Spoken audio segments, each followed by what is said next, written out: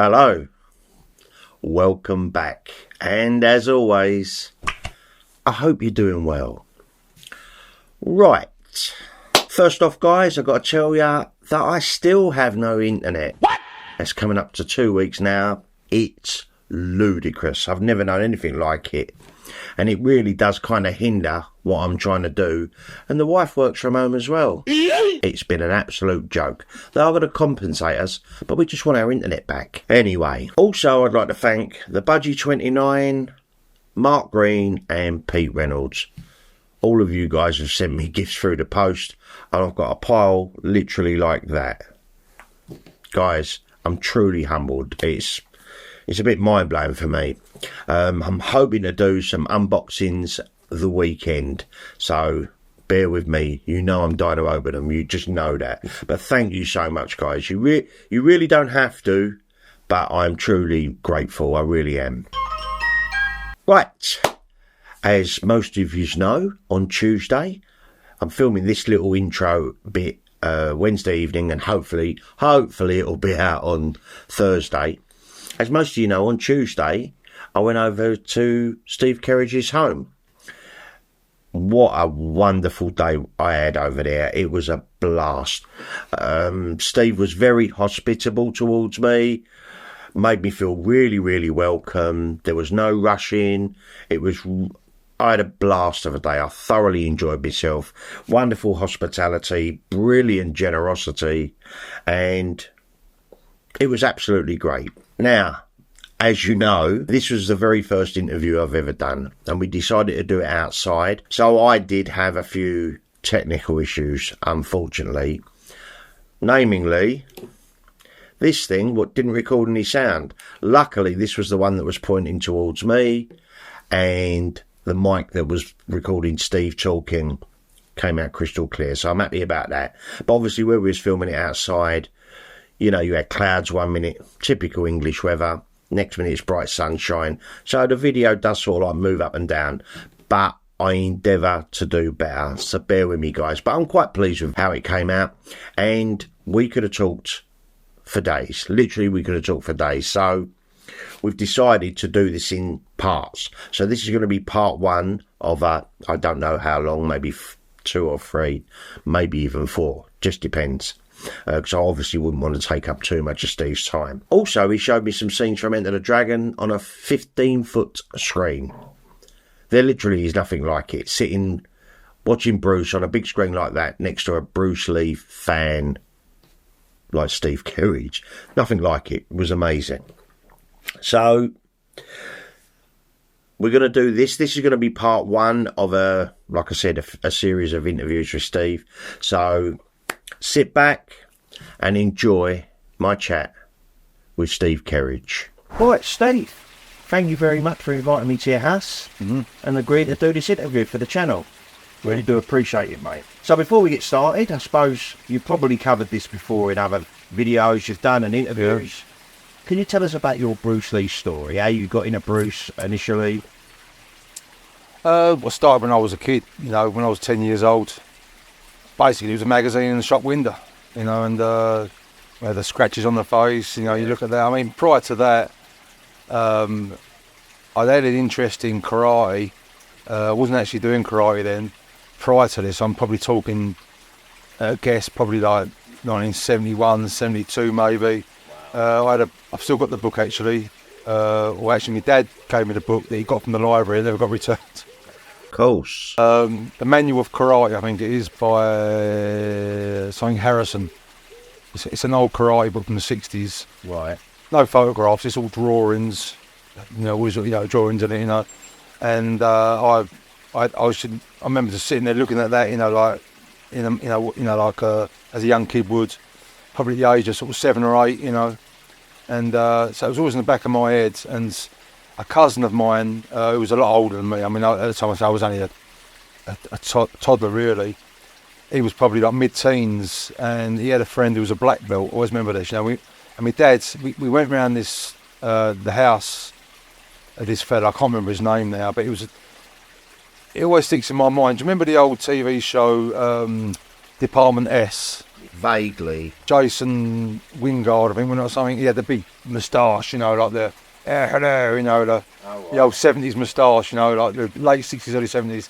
And it's just what he reminded me of, because that was on the TV at the time, and I remember seeing, like, it looks like the feather on this, and he had this black belt on the wall, and I always remember he had a pair of nunchuckers. I mean, it's all pre-Bruce Lee, us knowing who Bruce Lee was, because I always remember these nunchuckers, they had this bit of string, it wasn't chain. So there was like the Japanese Okinawa hexagonal nunchuckers, and always these were on his wall. So as a kid I remember looking at these, and so I had a bit of a fascination with, didn't understand it of course, but I had a fascination with it. And fast forward probably a year or two, so we're still in the early 1970s, and my dad took me to boxing, like, you know, or to a boxing club, but they wouldn't take me because I was too young. Right. So I think at the time you had to be 11 or 12. I don't know what it is now, but at the time we had to be there. So and my dad said, "Oh, can't you just let him?" They wouldn't, you know, hear none of it. So that didn't happen, and literally within a year or so I'm talking now 73, mid to late 73, the adverts started coming on the television for Kung Fu, for David Carradine, you know, to the best of my recollection anyway. And it was around that period, because I remember seeing this magazine in the shop. It wasn't like Kung Fu, it was before Kung Fu Monthly. So I believe Kung Fu Monthly was early 74. Right. I think when the first, someone may correct me on that, I'm sure that's when the first one came out.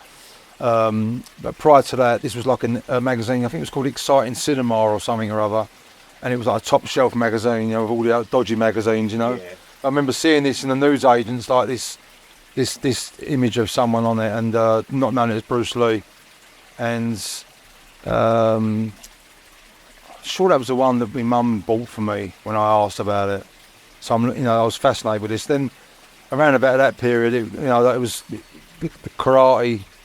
You know, I took up karate basically. So that was, I know it was my 10th birthday. I got a karate suit. So wow. That was in 1973. I was 10. So I remember going to the sports shop buying the karate suit, and I remember buying a black belt as well. Well, I want a black belt, you know. And I thought one day I'm going to be a black belt, and that gave me like the motivation for it. So it was that, a combination of that, and then all of a sudden the Bruce Lee Kung Fu film exploded. You know, everyone was Kung Fu fighting, as I say. You know. Yeah. You know. Then obviously, as I say, the adverts were coming on the television around that period for the TV show with David Carradine. So everyone was like, "What's this Kung Fu?" I remember looking at these karate books and stuff and going, you know, like at the time, because magazines were gradually filtering through, and seeing these people jumping jumping over trees, you know, over buildings. And as a kid, you believe it, you know, especially back then. I mean, now kids may they're a bit more clued up to things, you know. They've got everything there, haven't they, kids, you know. Back then you had nothing, you had no internet, you had no... What did you have then? You had lucky if you had a tape recorder, you know. Exactly that, yeah. I had a reel-to-reel tape recorder. Wow. You know, so you'd have silly things like that. And remember when my dad we had a projector, you know, with the old 8mm films, and I think we had the Flintstones or something, and you just watch the Flintstones on the front room wall in silence. No, the silent films, of course. Look at this, like, you know. But for a kid of that age and that time, yeah, there was that. I mean, the only other thing you had was the cinema, or the picture house, as we call it, the picture house. Yeah, my kids go, "What?" I go, "The picture, going to pictures." You go, "Talking about that thing." That's the expression we use. So you got the pictures, like, you know, and some of the earlier films was obviously like the Walt Disney films, Jungle Book, and that time periods. I remember going to see Planet of the Apes when that first came out, and my dad's. Yeah, I'm in a picture to see that. I think it was that's probably the late 60s, wasn't it? Early 70s, I can't remember now. Yeah. So I'm sure it was when it first came out. If it was a rerun, it was shortly after it came out. So that was the only pleasures you had as far as seeing like this cinematic world, if you like, you know. So suddenly the Bruce Lee Kung Fu era comes about, and everyone's like, "Wow, what's this?" You know. So you look at these pictures in these magazines of someone jumping up in the air, and you believed it. Yeah. Didn't know no different, you know. It was all magical, wasn't it? You know. So I started karate then. So that was the start of my martial art training journey, if you like, you know. And so this was before you see any of Bruce Lee's films. It was around. Oh yeah. Before that. Before that. Before that, yeah. I mean, the karate book was well before. Would have been when Bruce Lee was still alive, I suppose. Really, I didn't know who Bruce Lee was then. No one did really over here.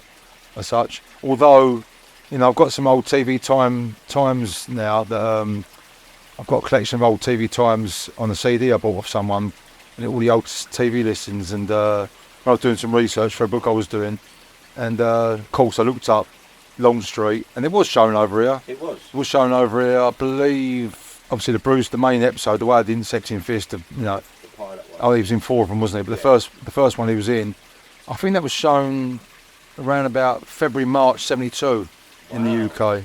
I've got the listing somewhere, which is interesting, really. You think that's so? It's a good chance that like all of us were sitting there if he was born then, and probably see it on the TV, and you don't think nothing of it as a kid.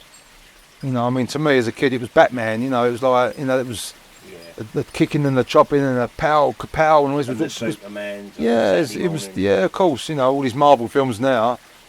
Exactly. Is a different league with it now, isn't it? Excuse the expression, league, but it was really because back then it was just Batman, and you had. I remember my friend actually had a Green Hornet car when we was kids. Oh, really? And this would have been in like late '60s, but we didn't really see the Green Hornet over here. So it was just saying that we had a Batman, a Green Hornet, and stuff, but we didn't see Green Hornet over here. So we wasn't lucky enough to see Bruce Lee in that capacity, really. Of course, when the Bruce Lee Kung Fu boom hit the UK, I remember Marlowe being shown on TV. You do? I remember Marlowe being shown on the TV, and I remember I couldn't wait to watch that, because I always remember the advert for it. It was Bruce jumping up and kicking the light, and we knew it was Bruce Lee by this period because we had the magazines were coming out and we knew who he was. So we was all glued to glued to the TV like that. You don't want to sort of blink, Now they rewind or they whatever. Then once it was on, it's gone.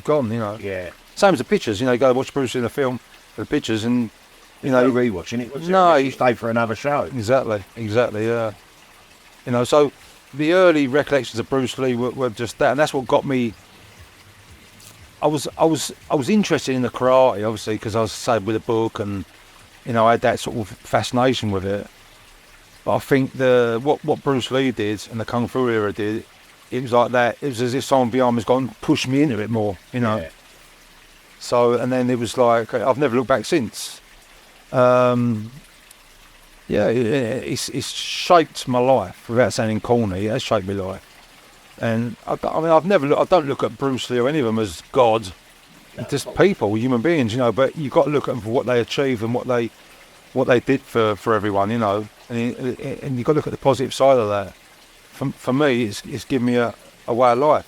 Yeah, literally. So I teach kickboxing, martial arts, stroke for a living, because of that, really. Because it's just, I still train every day. I'm 60 now. I still train every day, and I've got without sounding corny again, I've got to thank Bruce Lee again because it's the influence, that training mind or that ethic, of doing that. So to me, that's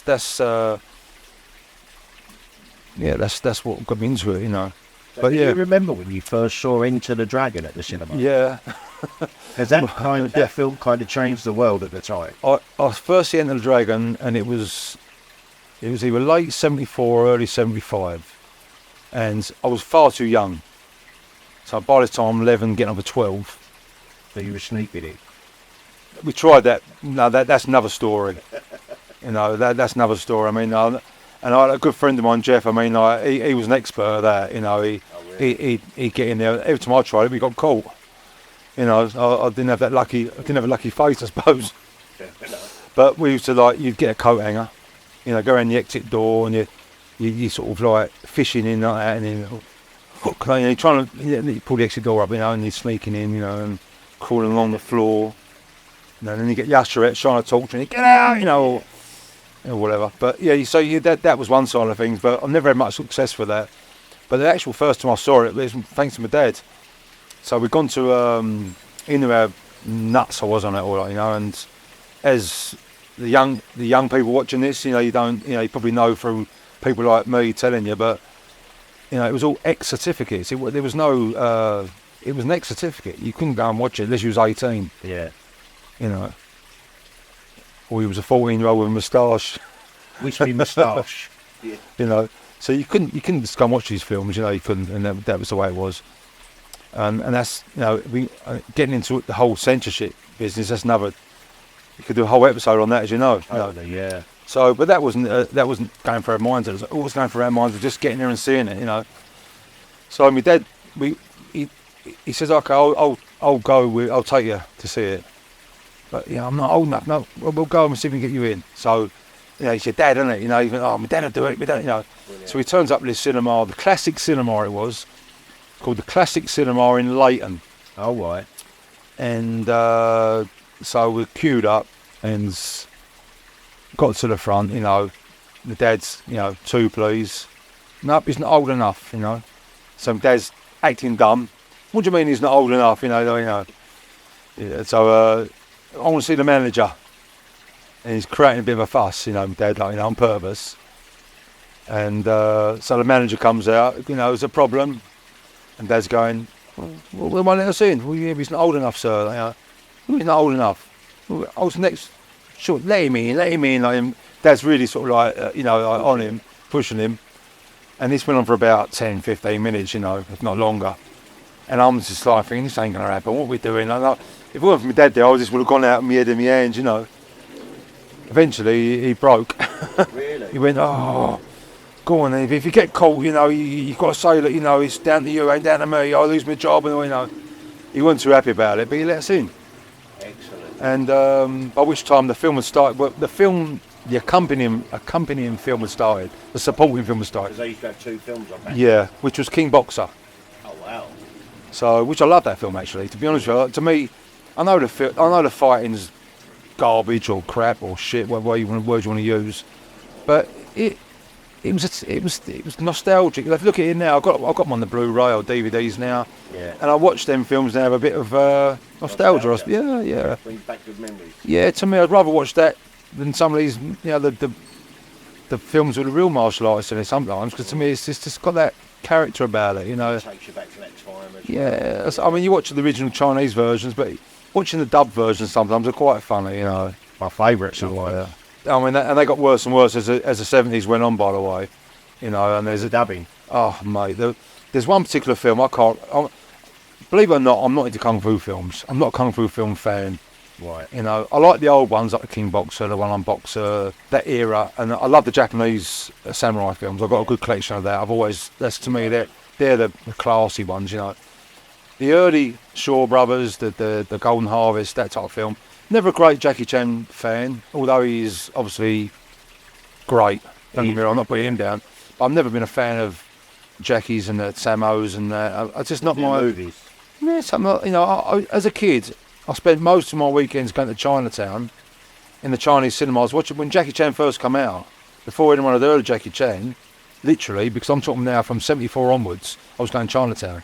As a 10-year-old, 11-year-old kid, who was getting on the bus, when my dad would let me, sometimes he'd go, you ain't going up London. We'd sneak on the bus, go up to Chinatown, and we'd go in the Chinese basement cinemas, me and a group of friends, and we'd be sitting there, all these Chinese, like, looking at us and thinking, it's not, Yeah. And we're sitting there watching these kung fu films, because it was kung fu, and then we'd start buying all our Chinese magazines, like Bruce Lee magazines from Chinatown, that obviously come out of Hong Kong. Yeah.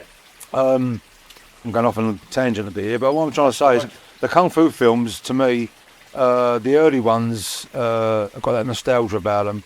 So seeing King Boxer, like now, it reminds me of that time when my dad got me in. And you see that as a double bill with Enter the Dragon. Yeah, we'd missed the first 15 minutes or so of it because arguing outside trying to for the manager. Trying to get in. But but as soon as Enter the Dragon started, I was like, where's the matchsticks? I'm not going to blink on this, I know.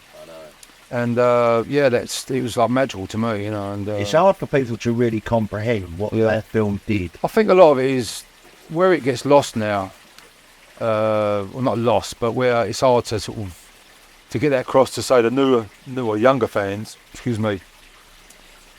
It's like I said earlier, it's like the sign of the times. When you look at that magazine and seeing someone jumping over a house. Yeah. I'm going to learn to do that. As if you're a kid and it's magical. It's to me now the world now, without being depressive, is too small now in a lot of ways. It's everything's at hand. Whatever you want, you can YouTube it. You can get on Amazon. It's like Delivered the next day. you go on holiday years ago. What was the thing you do? I'll buy that for a gift for someone, you know. A Spanish hat, whatever. Yeah. Well, now, like, if you want something, go on Amazon and get it. Yeah. You can come from Timbuktu or Antarctica. You can buy it on Amazon. You know, so the point I'm trying to make is that magical era is, you know, I know, listen, as a kid, you know, Father Christmas is real, so everything's magical. But what I'm trying to say is that era did have a magic about it, because nothing was easy to get. You had to really work for things, you know. Like, you save your pocket money out for something, to buy a magazine, you know, or whatever. You know, these days it's so easy.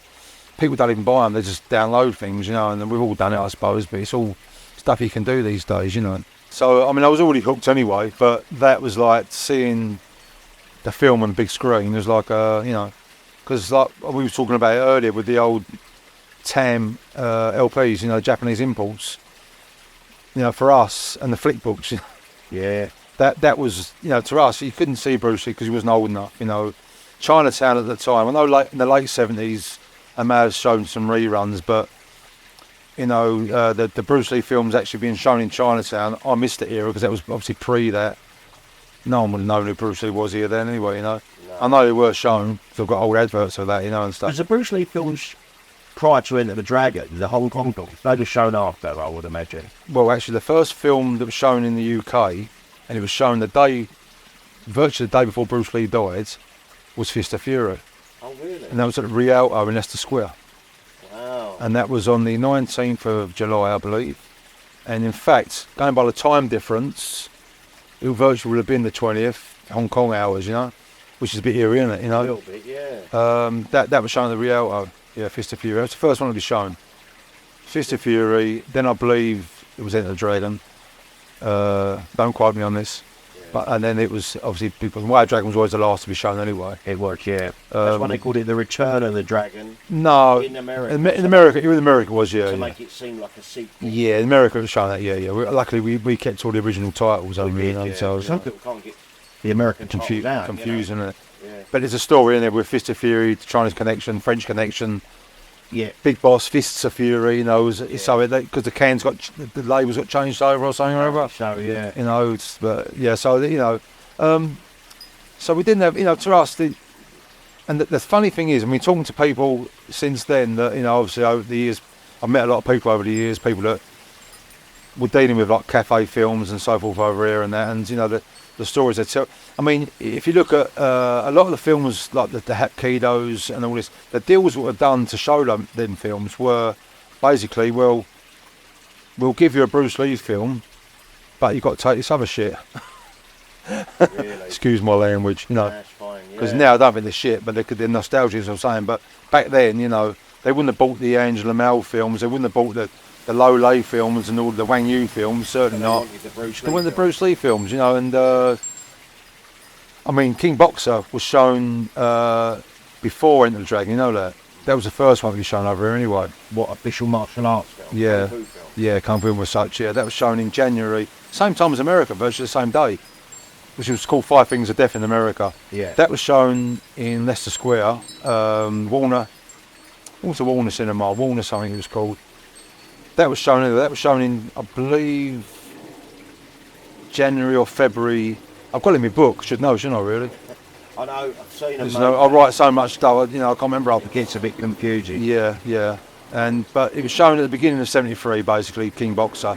But what they did, Warner Brothers, they, because I spoke to people about this and I've seen all the old archive material on it, and they weren't too sure about it, you know. So what they did, they double billed it with a film called Superfly.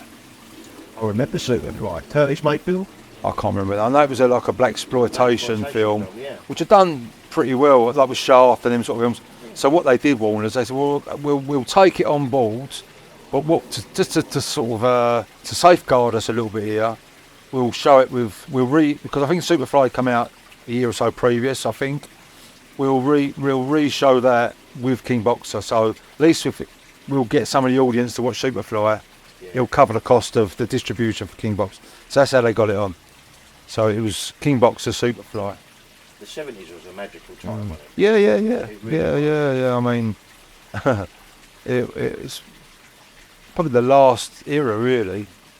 You know, I mean, the 80s were, you know. But the 70s was the era for cinema, I believe, the last real era. It's my favourite era. Yeah. So, you have a new Bruce Lee Dragon book Yeah. coming out. So obviously you've done Mandarin Superstar. Yeah.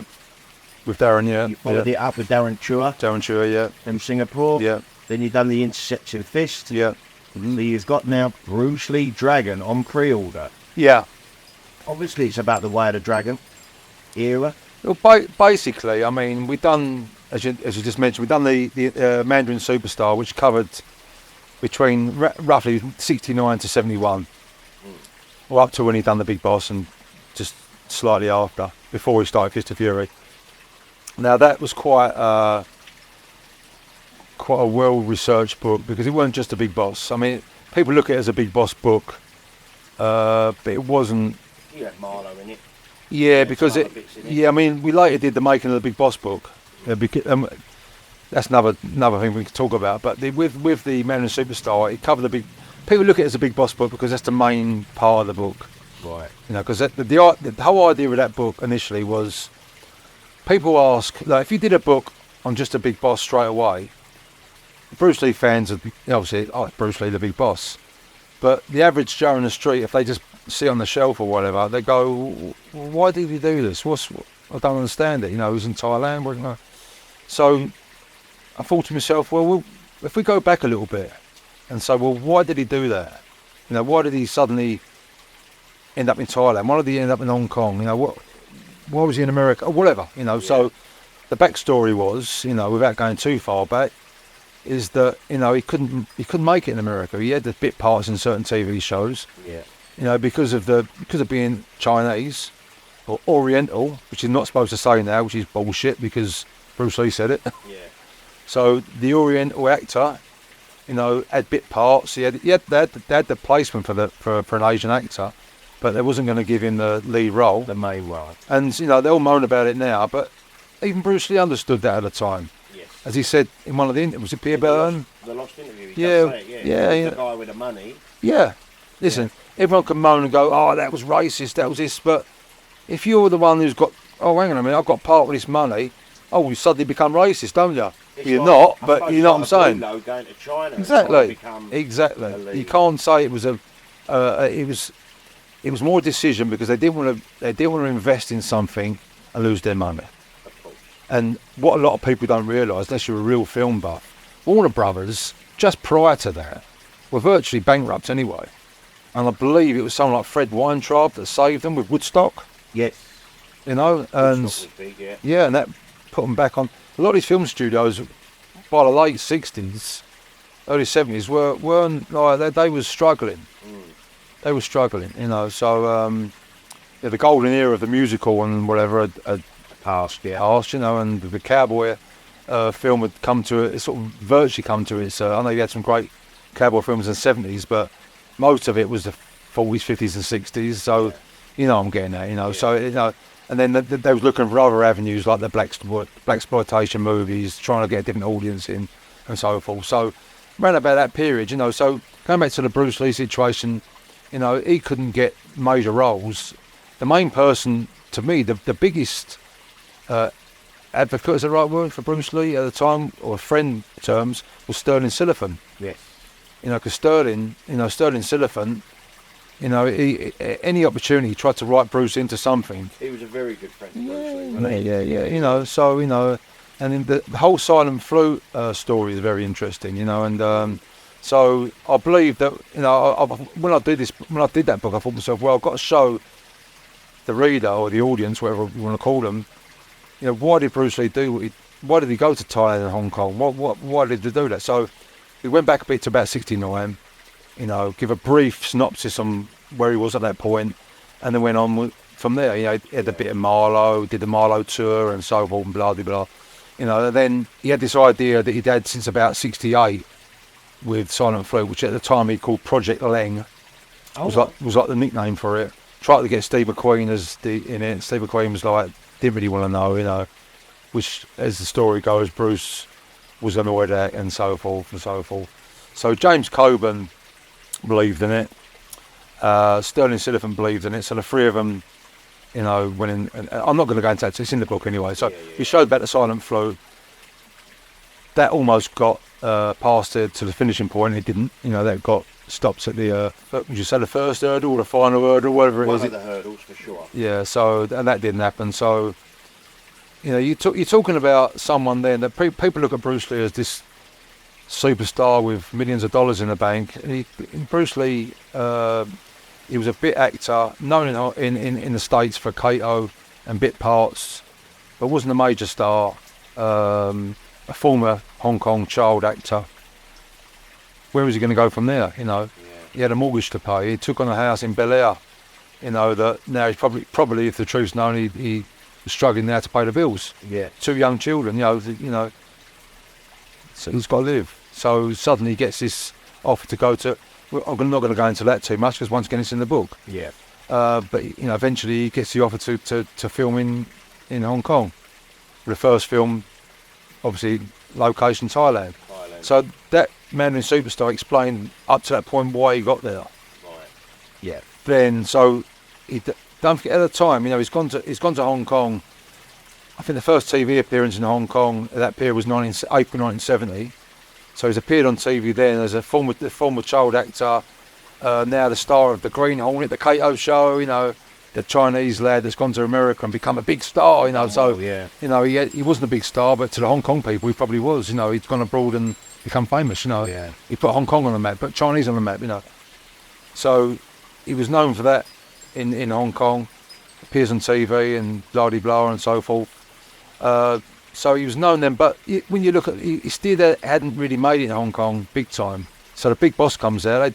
All these stories about old James Chen was the main one. You know, I don't really subscribe to that. To me, he was a known face on the Hong Kong movie scene. Worst comes to worst, at least they've got him in the picture as well. If Bruce Lee doesn't make it, he doesn't come across any good. They've got James Chen, you know. I don't believe he suddenly appeared and took over the role. That was bullshit. You know, but it looks good. It sounds good when they write these books, you know. Yeah. But that wasn't what I researched, what I found out. You know, to me, you know, he was taken on to do that film, and that was it. We know the rest is history. You know, he makes it big. The second book, Intercepting Fist, which was one of the original titles for Fist of Fury, that comes on board. I've done the book on that. And that covered the Fist of Fury period. Going to your original question, which I probably took about 3 days to get to. Sorry, I do apologise. No problem. I'd already previously done books called Legends of the Dragon, Yes. which covered that Way of the Dragon period. You've done volumes 1 and 2, right? Originally, that was going to be 3 volumes. That's right. This was the confusion. We done the first volume. It was so much at the time. That was the first book I'd done.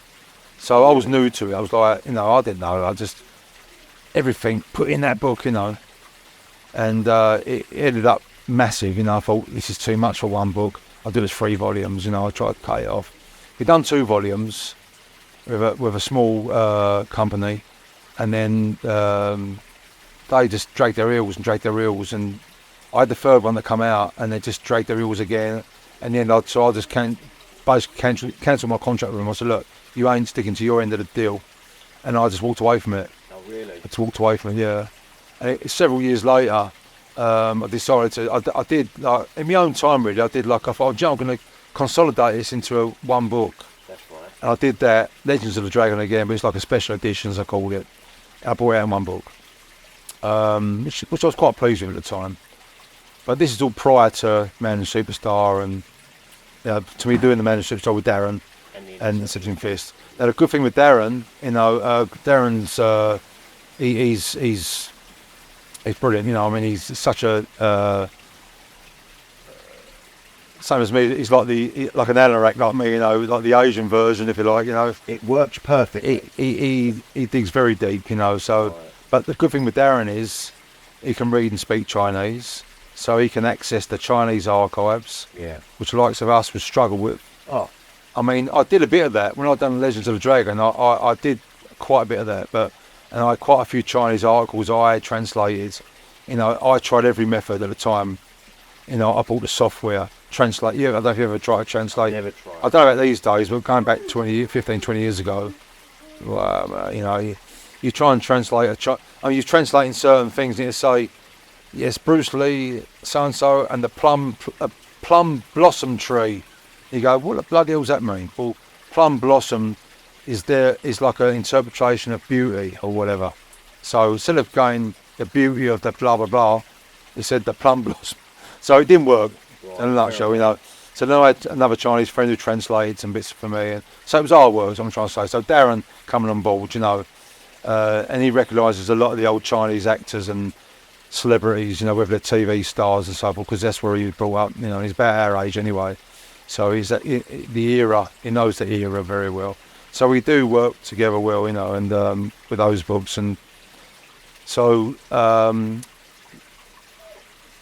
past the Legends of the Dragon, when we'd done the first 2 books, The Man and Superstar and Intercepting Fists, the next question was, are you going to carry on? So my initial thought was, well, how can I do that again? You know, how can I, you know, these Bruce Lee fans have bought books already on The Way of the Dragon. It gets tricky, yeah. People think, oh, is he repeat, exactly, you know. But I looked at it carefully, and I do explain this. When you get the book, if those are buy the book, you'll see in the introduction, I do explain this probably a bit better than what I'm trying to explain at the moment. That I thought, well, bringing Darren on board and bringing, since I've done the Legends of Dragon, I've accumulated a lot more material. You know, so that coupled with Darren as well, I thought, you know what, really, I could do a more comprehensive book here to match Man and Superstar, Intercepting Fists, and keep that flow going. Yeah. You know, and I think, you know, I owe it to the Bruce Lee fans as well as myself to do that, you know. So I did give it a lot of thought before I decided to do it and agree to do it, and finally I did. And that was, I mean, this Dragon book's probably been in the making for the last 2 to 3 years, believe it or not. You know, yeah, I mean, even when we was doing like Intercepting Fists and stuff, well, that was about 3 or 4 years ago. You know, we already had this sort of like planned, you know. So it's been in the making for a long while. I've decided though to do as a limited edition, and to make it the best quality I can. You know, I tend now to stick more with limited edition books and collector's pieces, you know, because I think they're something you can keep, you know. But the downside is the price of it, you know, and it really is reduction price, paper costs, and it's not trying to get the violins out here, but trust me, they're not cheap to produce. Listen, you can do a cheap book.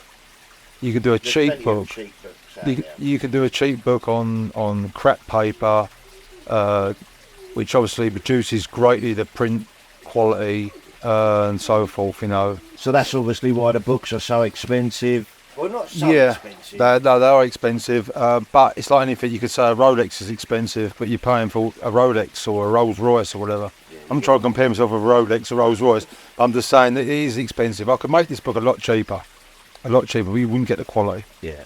You know, I mean, at a later stage, we will be looking at the softback, which will be like your Amazon basic, you know. But you know what? I mean, you can't please everyone. You know, because I've had people moan about that, you know, say to me, oh, I bought your book off Amazon, the print quality's not... Look, listen, you get what you pay for in this world, you know. That ain't me, that's this world, mate, you know. Yeah. That's what it is. But, you know, going back to the book itself, it will be something special. I'm not just trying to do that. I haven't got to sell it because it's already sold. Yeah. You know, and to me, you know, I don't do this for a living. I don't do this for a living. It's not as if I'm doing this to pay my bills. I'm not, you know, I'm not rich. I'm saying, you know, I teach for a living. I teach kickboxing for a living. That's what I do for a living. I've got a gym. That's what I do for a living. This is to me is something I do as a passion, as a hobby. Something I enjoy doing. You know, to me, I put an expensive book out, so I earn loads of money out of it. You know, and I ain't sitting here trying to justify myself because I don't care. Yeah. It is what it is. Yeah. And that's not being a bit leery. That's just being the way. It's the way it is. Yeah. It's the way it is. You know. And, you know, and you would have people say, yeah, but you must earn money out of it. Yeah, I hope so. But you've taken a loss when we've discussed stuff before. If I was to sit down with a calculator, you know, I had a memory like an elephant, and went over everything I've done since I was a kid and what I've spent, you know, I'm probably another £1 million I'll probably catch up with it. Yeah. What I've lost. Yeah. You know, because you don't. It's not something you look at it that way. It's just what it is. You know. Anyway, I'm going off it a little bit here. There's a lot of excitement about your book coming out. So Yeah. it's available for pre-order now. Yes, I mean. So when will the actual book be out? Well, we're getting close. We've literally. I've put this out on the Facebook and a few times, but we are literally down to the last few copies.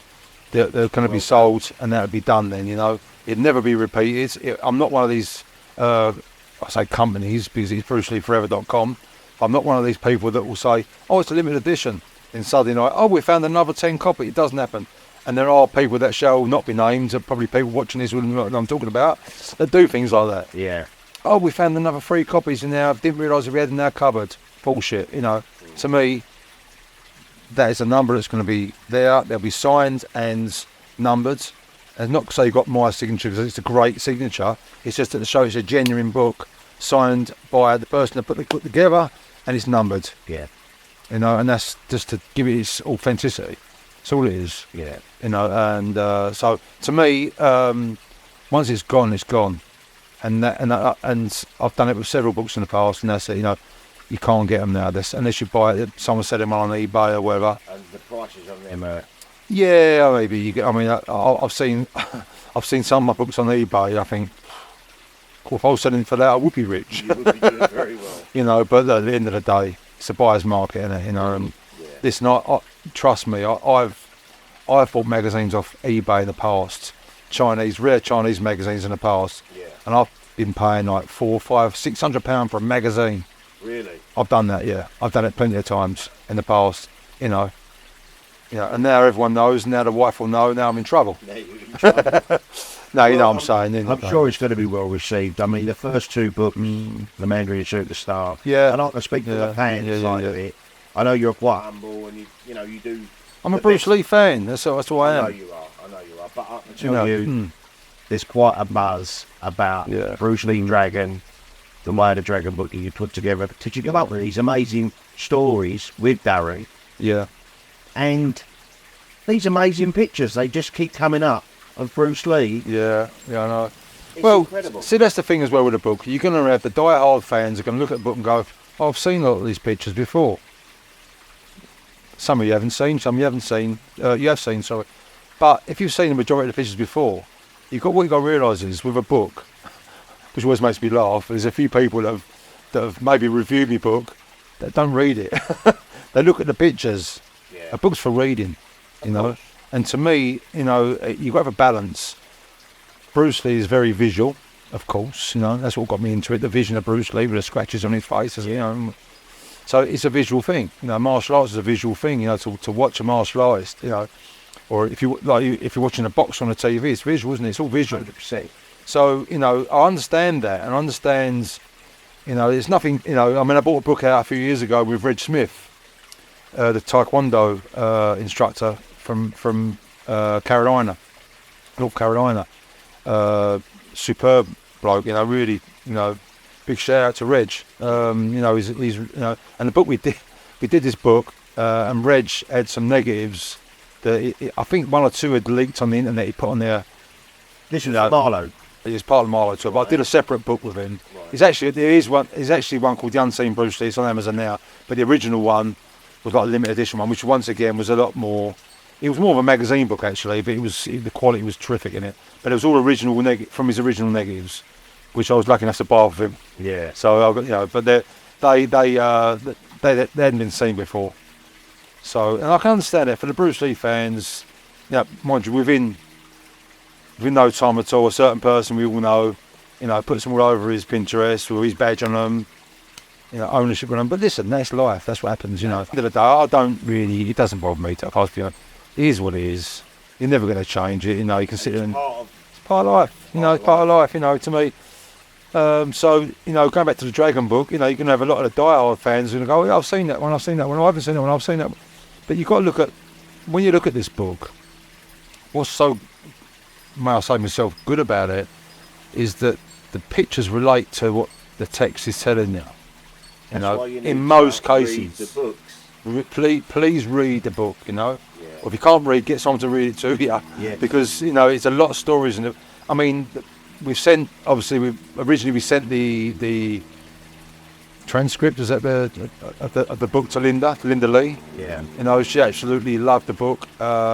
So much so, she's wrote a foreword for the book. And Lovely. Linda, obviously that's a favourite film of Bruce's anyway. She said that. Yeah, I said that loads of times before. It's his baby. It's more like the real Bruce Lee, like the comedy side of him. He was a prankster, wasn't he? Yeah, the facial expressions. You know, it's like it reminds her of What he was like. Yeah, you know, so, and the forward showing the forward, and Yeah, I read it. and you know, it's so from the heart, you know. It's a lovely. It's so from the heart, you know. It's unique for the book, and you know, it's so I say it's a selling point for the book, but it adds to it. It just adds to the book, you know. And She loved it as well. I'm so sort of proud of that, you know. That I think that not me in that way, but for me and Darren, to me it's like to be endorsed like that, you know. Listen, Linda's a human being, same as we are. I'm not putting anyone on a godlike pedestal. What I'm trying to say is it's Linda. Bruce's wife, you know. Yeah. And she's such a humble and genuine person. Yeah. You know, while I'm on the subject, I mean, we spoke about this briefly earlier, you know, like, a lot of people put the Bruce Lee estate down, they should be doing this, they should be doing that. They haven't got to do anything. You know, why should they have to do things? They could just get on with their life. Yeah. You know, you can't, people are quick to knock these people, you know, but you can't, listen, I've done it myself. Do you know the funny story? When I first did the Legends of the Dragon, it was funny enough. You know, looking back now, I've put a lot of photographs in it, and probably too much. Which sounds a silly thing to say, but it was a little bit overloaded with photographs. I had a lad from France. He emailed me. Oh, I bought your book. Oh, we got praise in the book. You know, but then he came out. He said, "But I can't understand why there's so many photographs you never used." Blah blah blah. I thought you can't use everything. No. You can't, you know, like, where'd you stop? The book would be like 2,000 pages long. There's Then- a lot of photos of Bruce and stuff. Then they're moaning about the price. Yeah, exactly that. They're moaning about the postage, that's for sure. It probably cost a lorry to deliver it, you know. I mean, this book alone, it's 400, over 400, I think it's about 408 pages or something. Wow. So it's about that thick. You know, it's going to be ridiculously heavy. Big. You know, so work on your muscles before you get it, because it's going to take some lifting. You know. I must admit, there's a lot of hype about it. We're looking forward to our. Yeah, I hope people enjoy the book, you know, and I hope it puts across a lot of stories that people never heard. Even Linda said that, you know, she said that, and she explains it, I think, in a foreword, that for a lot of the stories are first time for her because she couldn't read the Chinese press at the time. Yeah. She could read the English newspapers, so the Chinese press reports, where we've translated a lot of them, or Darren has, you know. So to me, that's And I suppose she was at home with the kids as well, wasn't she? What Bruce? yeah, she's working on the film. she was Bruce Lee's wife, not his fan, or Exactly, you know, yeah. she was like, well, you know what I'm saying. So Okay. as you say, she's looking after the family, Right. you know. So it's good. It's nice, good. Yeah. Yeah, we're looking forward to it, mate. Right. Going back, changing the subject ever slightly, you was gracious enough to show me the Big Boss of Stuntman's Tower with Poropak. Yeah. I was quite moved. I mean, do you still have any of these available, or? There's only I don't know the amounts available. There's not many. I'm not just saying that. Thought Yeah, there's not that would many. have made a great addition to the wonderful Arrow box set that came out last year. They was offered it. I mean, if you guys So- haven't seen Steve's interview with Pope, he was one of the stunt guys on the Big Boss. Yeah, but basically he was a stuntman. Later become a film star in his own right in Thailand. I met him by chance. When I was doing research for the Intercepting Fist, I come to Thailand, and my wife's from Thailand, so obviously I've been to Pak Chong, quite a few times in the past, going way back, and before I even did my book, so you know, I did the Pak Chong business, and you got to see Pak Chong, you know, and so when I did the Intercepting Fist, I thought, the Man in Superstar, I thought to myself, looking at it, because he did all this research and everything. So when I got to the Big Boss section, when I was starting to research on that part with Darren, one of the points that never really been covered were the Thai stuntmen. You know, the film's filmed in Thailand. You know, most of the extras are Thai, apart from the main stars. You've got the Hong Kong stuntmen there as well, but a lot of the background workers and so forth were Thai. But no one really knew who they were, apart from, say, Melissa Longo. On the way to Dragon. Yeah. Apart from plays a Thai prostitute. Can't bet her name, Michelle Milena. Yeah, God, should know, shouldn't I? But yeah, so apart from her, there's no real sort of Thai. No one recognised anyone, knew who they were. So I got to Thailand, and what we basically did, we went to see. My wife said to me, "There's a film star called Sarapong Chatri." Sarapong Chatri or Chatri Sarapong, which way where it was. He was like one of the biggest stars in Thailand. I mean, going back since the early 70s, he's like your Thai Tom Cruise, if you like, you know. Quite big. Very big. Like, he's probably one of the most recognisable John Wayne type figures in Thailand, you know, all the action films and so forth. And my wife said, he's got a temple. He's built a temple.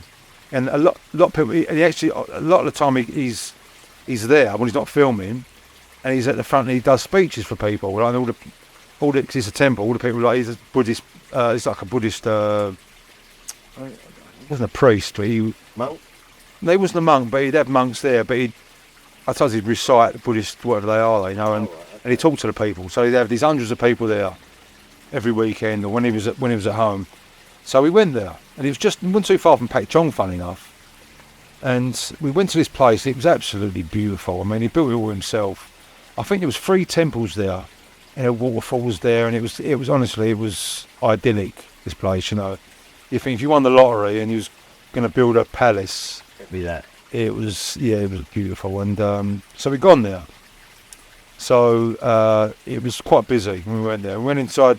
He was actually giving a speech. We went in one of the temples, and he's in there. It's quite big inside, and there must have been 200 or 300 people in there, you know, and all listening to him. And he's on a microphone. So, and I'm at the back with my camera, and I'm filming, and he's. I couldn't film. It was quite funny, really, because he's sort of like talking to the crowd, looking around, and he spotted me because I must have been the only Western that ugly git there, like, you know.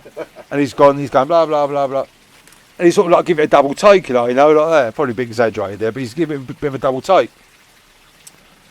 So didn't think no more of it. So we gradually worked to the front, and my wife's a little bit starstruck, as you can understand, you know. She's grown up watching this man on this big screen on the TV, you know. And we got talking to him. His wife's a film star as well. She was there. Lovely she was. Really beautiful woman. And, where are you from? I'm from, England and blah, blah. And so I asked a few questions about what we was doing there. And so I said, I'm writing a book on Bruce Lee. But, And what I'd done before I'd gone to Thailand, I took loads of screen grabs of all the stuntmen from the film. And so I had a load of it on me. In the old days, you'd have printed out, but I had it on my phone. It's easy, isn't it, on the phone, you know. So I said, you may be able to help me. He said, what can I do? I said, well, I wonder if you know any of these people that was in the film. And he went, show me. So now I've got me from the phone, and I'm going, right, that one. He goes, yeah, know him. He said the name. He passed away. Next one. Yep, I know him. Yep. He said the names. Passed away. And this one for about 5 minutes, you know, passed away. And I'm thinking, I was hoping he's going to say, he lives across the road. Yeah, perfect. You know, so, but the good thing was, I thought, I got all the names. So can I write the names down? At least in the book, I can now give these people a name. Yeah. You know, so. Not just the extra. Yeah, it's nice, isn't it? I mean, without sounding corny, it's nice to, for forever, like now people can see, that's so-and-so, they ain't forgot. So I've got all these names now, and then as we sort of finished chatting, he said, my friend always talks about when he worked with Bruce Lee. So I'm like, and I sort of half thought he's got this wrong, you know, who worked with Bruce Lee, and, you know, apart from the big, and he said his name, and as soon as he said his name, Poropak, probably pronouncing that wrong, my wife went, she knew the name, another film star. Not as big as Chatri, but it's still big, you know, which I later found out when he walked through a hotel, everyone's looking at him, and I've got my friend, you know. So he said, give me your number. We had a Thai number out there on the Thai phone, and I'll get him to give you a call. So that was that. So I said, we were going back to Bangkok in 2 days' time. So when we got back to Bangkok, we're in the hotel room, and my wife's phone rings. So I'm just watching the TV, I was doing something, and I could hear her on the phone talking, and I look around, and I look at someone's look of sort of a bit, not embarrassment, but a bit like in awe, I suppose the word. Oh yeah, God, I see her. Oh yeah, but no. Put the phone down. I went, who's that? She went, said it was like. I said, you want to meet us in an hour? I went, oh really? It's interesting. So I didn't know much about. I didn't know really what he was or the background, other than he said he worked with Bruce Lee. I didn't know. I thought I was probably a lot of bullshit. You know what I mean? I don't know. So we met him in a local shopping centre, and anyway, he didn't speak English really. He spoke a few words, but it's most of the time. So it's through my wife here, and he started saying about, oh yeah, and then I realised he was one of the stuntmen or one of the extras on The Big Boss, and I'm thinking, I'll be the motherload here, Oh. Apart from all the names of everyone, now I'm actually in the presence of someone who was on the film. In the film? In the film, yeah. Yeah. You only see him briefly, in one scene really. Behind Bruce? Well, do you know in the documentary you see a bit rough froze the picture? Yeah. That's the only picture of him behind, and that's actually a screen grab from the film. So that is definitely him. Yeah, that's after the first fight scene when they all get, So, and I've got one other photo of him in the crowds. And he said, it's one of his biggest regrets. He didn't, he should have had some photos done. He didn't. But, if you've seen, those watching this have seen it, you know what I'm saying. But, and he, basically what, I thought, right, okay, well, I said, any chance he can come back to a hotel and I can video him, not to make a film, but just so I can, when I go back to England, I'm going to need my wife to help me to what he's saying, but... your research and all that. Exactly, and I can put these stories in the book. Yeah. So we did that, and I must have spent a good couple of hours, and it wasn't only Bruce Lee he was talking about, because he worked with Wang Yu when he came over. Oh, right. He worked with, I think he worked with Jean-Claude Van Damme and Dolph Lundgren when they filmed in Thailand at some point. I'm not into them films, I don't know, but I know the Wang Yu film, was it Tattoo Dragon or something, or one of them films, I can't remember now. But and by the way, he confirmed what everyone else said about Wang Yu. Can I say it on camera? Yes. Yeah, right, prick, apparently, yeah. So, Poe's no longer with us now then? No, I mean, as I say, I was glad that I gave him the book. He was pleased with the book, and unbeknownst to us, that was probably the last time we saw him. The following year, if memory serves me correctly, that's when he said he was too busy to see us at the moment, but all along he's in hospital dying, Oh, bless him. And then we found out he'd passed away, and it wasn't until during the COVID, obviously sort of everyone's stuck staring at the walls, and I can't remember what project I was working on something at the time. I'm always working on something, and it suddenly dawned on me. I thought, do you know what? I've got that footage. I thought if I can sort of edit that, although it's in Thai, I'd have to get the wife to sit there and translate it for me, subtitled it, and I'd never subtitled something, so it's the first time for me I've done that. So I had to sort of look into that and do that correctly. So that took me quite some time to do. So we did that, and even when we were subtitling, I'd play a part and I'd say to my wife, right, what did he say there? And she sort of like paused for a second, and she'd go, rewind it again, so play again. And that could happen sometimes 3 or 4 times, and then I'd go, really? What's he saying? You must. I know what he's saying, but I'm trying to explain what it means in English. Yeah, 'cause sometimes they mean slightly different Yeah, things. like the Asian, like the Chinese and Thai and Japanese. Sometimes it's hard to find the correct words to get them in. So it took some time to do. So the subtitle on it is accurate. It's not just put together for. Well, it was beautiful. I mean, I don't know, how long was it? 20 minutes? Half an hour? Yeah, about that. Yeah. Well, the idea was originally to sell it, and any money we get from it was gonna when we go to Thailand, was gonna go to where he's, to the temple where his ashes are, and was gonna put a plaque there or something, Oh, lovely. But it didn't sell that much. Oh, really? No, it's so quite. have you got any? Well, still there? we didn't produce that many anyway. Right. It was very limited.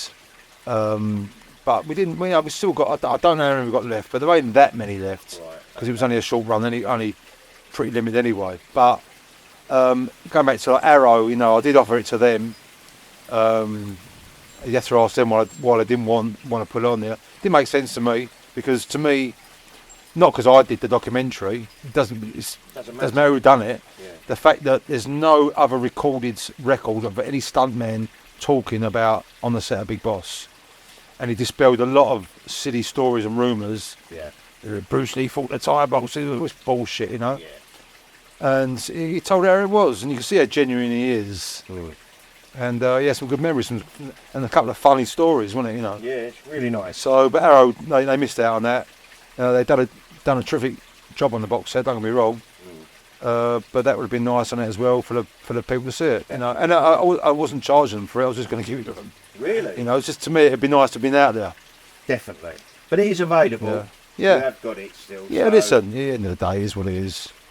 Well worth checking out. Yeah. Well, I hope you enjoyed that, guys, as much as I enjoyed doing it. Steve's an absolute great guy, a wealth of knowledge, but we already know this because of the books that he's put out in the past. But I had a great day. The day flew by, and I'm hoping to host Steve in my home and hopefully get him in this little room here to do a video. That would be awesome, batting forth in this little room. That's what I want to try and achieve. But yeah, we're going to do follow-up interviews. Steve's agreed to do so. You know, my little channel, having someone like Steve Kerridge on. And I know Steve's not into all that. He is a truly humble guy. He's not into all that. But he's a true Bruce Lee fan. True fan. So I hope you enjoyed that, guys. Sorry about my voice, but you could hear everything Steve had to say, and that's what was most important. But next time, I will do better. Right, before I go, as always, I want to thank everyone who takes the time to watch these videos. You guys just make it work, you really do. Everyone who comments on the videos, gives me a thumbs up and a thumbs down and gives me hassle. And of course my Patreons and my new Patreons. Thank you very much. I'm overwhelmed, I really am. And with everyone's generosity lately, honestly, I've been mega busy. Emails, WhatsApps, messages, my phone goes off. Not much internet though. I'll deal with that another time. Anyway, right. Have yourselves an amazing week, guys. Much love. Thank you very much again, Steve. Look forward to the next one. And I'll be back with another ramble real soon. You take care of yourselves now.